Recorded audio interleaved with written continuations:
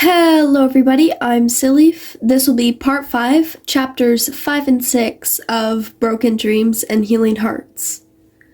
Chapter 5, A Mess of Green and Purple.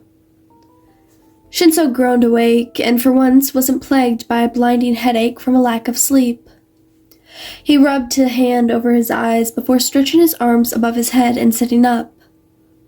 The sun was pouring in gently through his slightly parted curtains and was casting a warm hue around the room, providing a gentle atmosphere. The teen glanced over at his alarm to see if he had time for more rest and was immediately disappointed at the lighted-up 7:45 a.m. displayed on the dark face of the clock. He sighed, running a hand through his wild purple locks, his fingers getting caught in the sleep-tangled hair. He then got up, picking up his phone from the nightstand as he padded to the bathroom, going to attempt to tame his wild hair. When he looked in the mirror, he was immediately greeted by dark eye bags and a wild mess of purple gravity-defying hair. Grabbing the brush from the sink counter, he gradually and sluggishly started to brush out his hair. The only good it did, however, was getting rid of any tangles hidden within the bush of indigo. He sighed, setting the brush back down. He knew trying to fix his hair was a losing battle, but it never stopped him from at least trying each morning. If he could just somehow fix his hair, then he wouldn't have as many people picking fun at him during school. It didn't matter much, though, whether he had messy hair or if he was just straight up bald. When you had a quirk society deemed a villain's, you were nothing more than that, a villain. When he first got his quirk, he didn't really understand this, but after countless transfers to different abusive homes and schools, he became smart rather quickly. He glanced over at the photo that was sat by his bedside from the restroom, a forlorn look on his face. The photo was taken outside a pet store that had a pen set out that held cats at the time and had a gently smiling Shinso in the center of the pen, holding a gray tabby cat while a black one was settled comfortably on his lap. A dark-haired man wearing a gray scarf was sitting next to him, looking more like a cat tree than human at the moment, with the pure amount of cats around him. Finally, in the bottom right-hand corner of the photo was a blonde-haired man with red-rimmed glasses, smiling brightly. Shinso absent-mindedly wondered how Shota and Hazashi were doing. He hadn't exactly gone over to their house in a while, as he didn't tell anyone he was still getting bullied. And if he had so much as even a scratch on him, they'd probably find out about it. His phone had also broke after one of his foster siblings decided that throwing it around was a good idea. Not to mention, he wasn't even sure they wanted to see him. It's been 2 years after all, and they decided to get rid of him. Shinso knows they only did it for his best interests, but it still hurt. The teen sighed, blinking slowly before reaching to his uniform that hung on the back of the door, before quickly changing and heading out to the kitchen. The sound of arguing hit his ears in a crash, causing the tired teen to wince. "It's mine! Give it back!" one of the younger kids yelled at a yellow-haired boy. "I got it first, Haruko." The older kid smirked. As the two dissolved into more shouts, he gradually tuned them out, focusing on where the woman that took him in was. He glanced around, spotting the very person he was looking for in the kitchen. She was making breakfast. 3 plates set off to the side. Just enough for her and the 2 other kids. Hitoshi grimaced. He knew he was quiet, but it didn't mean he wasn't there. He still needed to eat. The messy-haired teen was snapped out of his thoughts as he heard his name. "Shinso, use your quirk on Yuta and get my muffin back," Haruko shouted, her small arms crossed in anger. "Don't!" A startled yell from the kitchen cut off any reply Shinso was going to come up with. "Don't!" his foster guardian continued, this time in a calmer tone. However, Shinso could still hear the fear buried underneath. "Use your quirk in this house." He nodded, an uncomfortable feeling settling in his stomach as he glanced down at his feet. Aizawa had gotten him to a better home that was good with different quirks, yes, but things never change. People still think he's a villain. That'll use his quirk if he even tries to speak. Even if they didn't hit him or muzzle him like his parents did, it still hurt. He held his bottom lip between his teeth as he raised his hands, signing a quick, I'm leaving for school," towards the general direction of where his guardian was, before walking over to the front door, slipping on his shoes, sliding his bag over his shoulder, and quickly leaving. He walked down the street, his eyes trained on the ground as he counted the cracks in the concrete. He didn't take the train as he wanted to get a walk in before school started and his day would be ruined for good. Shinso was deep in thought as he listened to the music playing through the sole earbud stuck in his left ear, so he didn't notice the kids coming up behind him until it was too late. "Hey!" a kid yelled out from behind him. Hitoshi scowled, glancing back at the familiar voice. It was one of his bullies. Great. There were 3 kids. The one talking had 2 horns sticking out of his black hair. The second one had 3 eyes and blue hair and skin. Finally, the last one had rocky skin and gray hair. "The hell do you think you're doing?" The gray-haired boy sneered as he walked over to Shinso, his hand slowly turning a grade tan as his quirk activated. "Walking to school?" Shinso glared before smirking. "Why, am I not allowed to?" he asked, knowing he'd at least stop the verbal blows if they thought he might use his quirk. The horned one stepped back with slight fear before scoffing and elbowing the blue-skinned boy, nodding his head towards Shinso. Hitoshi was then grabbed by said kid and pushed roughly into the nearby alley. He fell over, landing back on his bag, but before he could do even so much as glance up, he was pulled back to his feet and a hard punch that felt more like a brick hit his stomach. The purple teen coughed and shakily looked towards his bully. The 3-eyed one was holding him along with the horned one, while the gray-haired one was using his quirk to beat the shit out of Hitoshi. "Stop." Hitoshi was cut off with a punch to the face. His head whipped to the side as he spat out blood. "Don't try and talk, villain." The beating continued for what felt like hours, but was really only a few minutes, before a voice echoed throughout the alley. "You do realize that what you're doing is illegal, right?" a stern but shaky voice said, causing Shinso's assaulters to pause and glance towards the voice, Hitoshi following along shortly after. There was a short boy with messy dark green, almost black hair, dark eye bags, a scar across the bridge of his nose, and freckles splattered across his face. He stood in the entrance of the alley, his hands rested in his dark hoodie's pockets. "What?" the blue-haired one spoke up. "What you're doing is considered assault." The greenette spoke up again, taking a step forward as his head tilted. "You do know that, right?" The gray-haired teen growled, leaving Shinso and going up to the new kid. "Who the hell do you think you are? We're doing everyone a favor. He's a fucking villain." The green-haired kid took a step back, fear shooting through his eyes before it was shoved down, replaced by determination. "From what I see, you guys are the villains. I know a really good detective that wouldn't mind putting a few more villains into Tartarus." Shinso's eyes widened. Was this kid really still helping him? Even though he knew what other people thought? The bullies froze before the horned one scoffed, dropping Shinso's arm, the 3-eyed one soon following. He dropped to the floor, the pain from his wounds drowning out the noise of his tormentors leaving. "Are you okay?" A calm and shaking voice cut through the pain. Hitoshi glanced up, seeing that the damn green-haired boy, that looked no older than 10, holding out his hand to him, a worried expression on his face. "I'm fine," Shinso grumbled, ignoring his hand as he sat up, holding his stomach as a sharp pain made its way through his body, protesting against the movement. He slinked back to the wall, leaning his head back on it as he shut his eyes. "No offense, but it, doesn't look like you are." The indigo-haired boy hummed before cracking his tired and heavy eyes open, looking over at the boy. "Why the hell do you care?" he asked, sounding more harsh than he intended. The kid flinched back ever so slightly at the tone before glancing away, muttering under his breath, just loud enough for Hitoshi to hear. "You look like you needed help. I couldn't just leave someone to get beat up."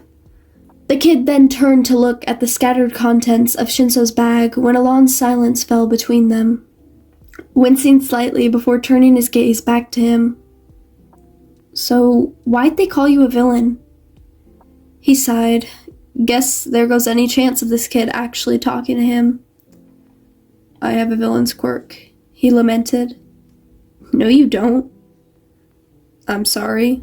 Shinso looked up at the greenette with a dumbfounded expression. This kid didn't even know him. "You don't have a villain's quirk because there's no such thing," he replied, his voice completely serious. This caused the purple-haired teen to snort, a smirk tugging at the corners of his lips. If only others thought like that. "Shinso," he supplied. The greenette smiled before reaching his hand out again. "Izuku," he chirped. Hitoshi took the offered hand this time before getting pulled to his feet. Chapter 6. Crowds and a New Motivation. Izuku was having a good day so far. He had actually gotten sleep the night before, finished Notebook 13, and was currently on his way to UA with his foster guardians to have a lesson with Nezu. It all came crashing down, however, when he saw a large group of people heading towards the stadium on the school's campus. Right, today was the sports festival, the one day where people that weren't students could enter the campus. "You okay, kid?" Aizawa asked, seeing that Midoriya stopped in his tracks and started to close his fists tightly at his sides as a way to ground himself. Yeah," he choked out, swallowing down his panic as he turned his gaze away from the crowd. "Don't worry, little listener. We're not going through the front gate. We're actually going through the side." Hitoshi spoke up, pointing to the left side of the wall that surrounded the campus. Midoriya immediately relaxed, his nails no longer digging into his palm as he unclenched his fists. He followed his guardians to the side entrance before going inside. When he got to Nezu's office, he knocked once before walking in.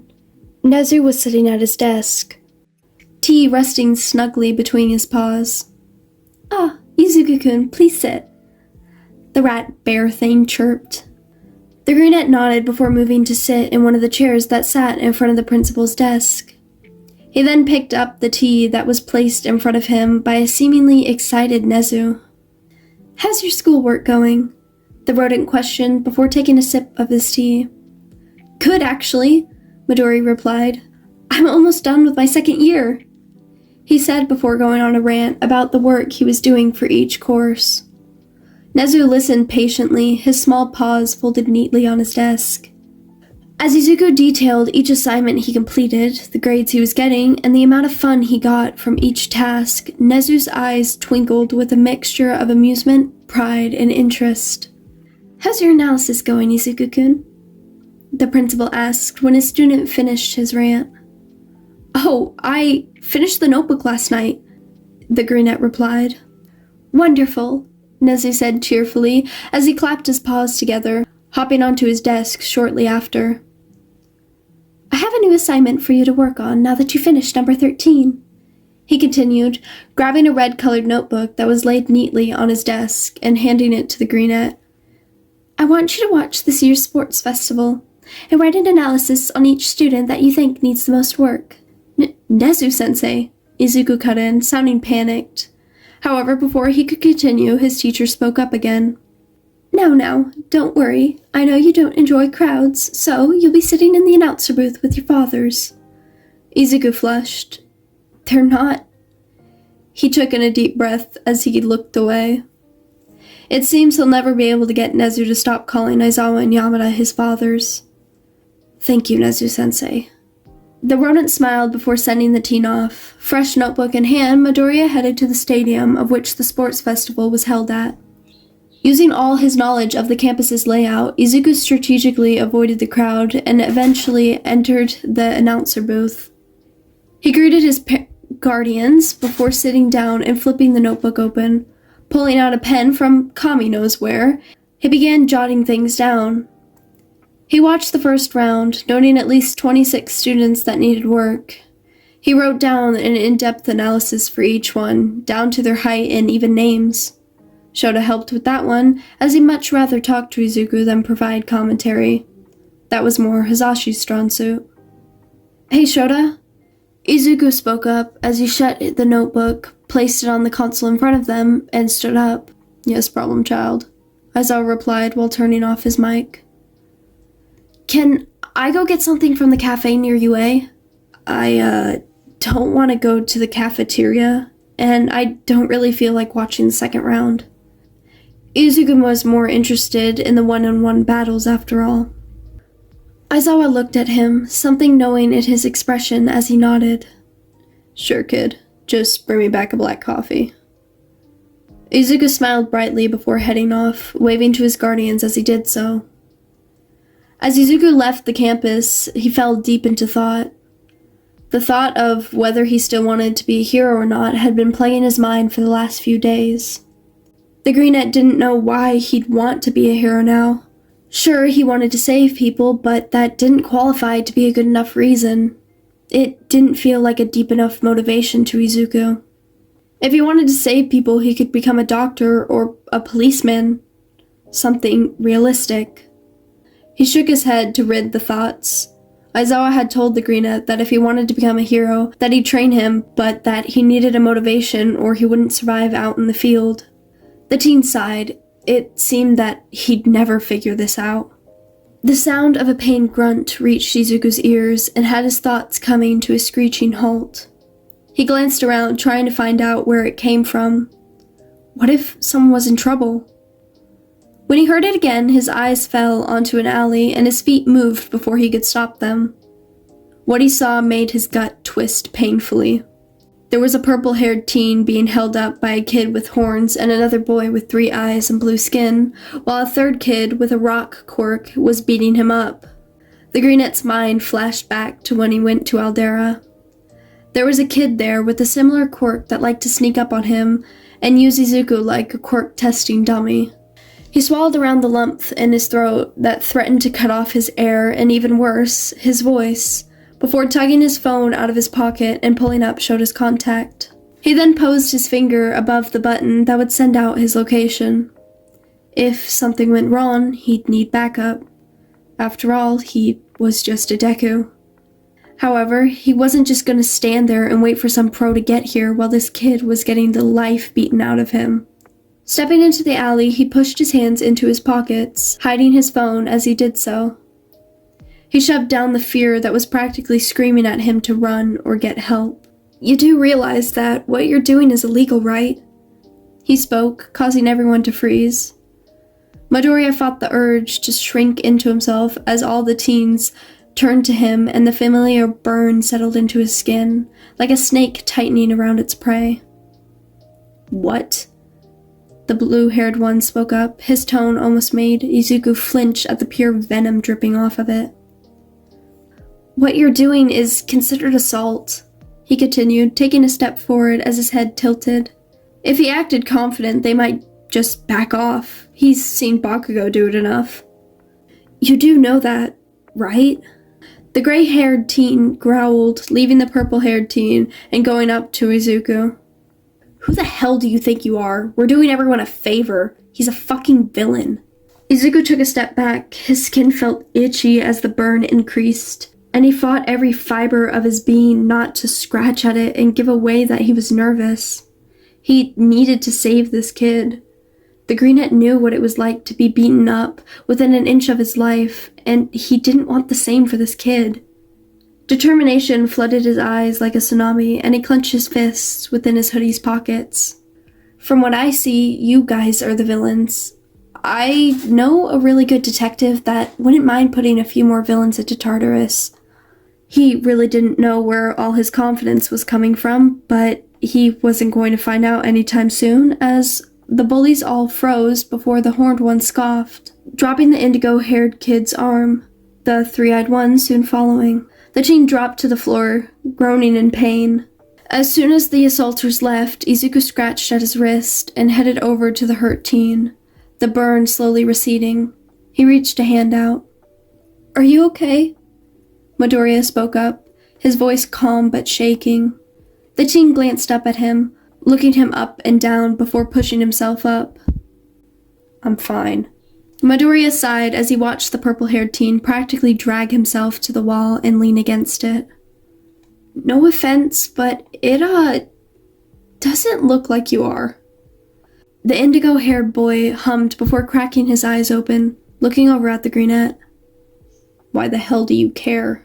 He asked in a harsh tone, causing Izuku to flinch back ever so slightly. Was he mad? The brunette glanced away, muttering under his breath, just loud enough for the other to hear. You look like you needed help. I couldn't just leave someone to get beat up. Izuku turned to look at the scattered contents of the teen's bag when a long silence fell between them. He winced slightly. All the contents of the bag were either dirtied or wet from puddles from the previous night's rain. The brunette turned his gaze back to the purple teen, the words from one of the bullies crossing his mind. So, why'd they call you a villain? Midoriya asked before he could stop himself. The other sighed. I have a villain's quirk. No, you don't. Izuku cut in. I'm sorry. The purple-haired teen looked up at the brunette with a dumbfounded expression. You don't have a villain's quirk because there's no such thing, he replied, his voice completely serious. Izuku had analyzed thousands of quirks of both heroes and villains. The only thing that makes someone a villain was their actions, not their quirk. The purple-haired teen snorted, a smirk tugging at the corners of his lips. Shinso, he supplied. Izuku smiled before reaching his hand out again.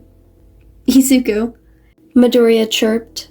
Hitoshi took the offered hand this time before getting pulled to his feet, and Izuku's mind had only one thought at that moment. I know why I want to be a hero.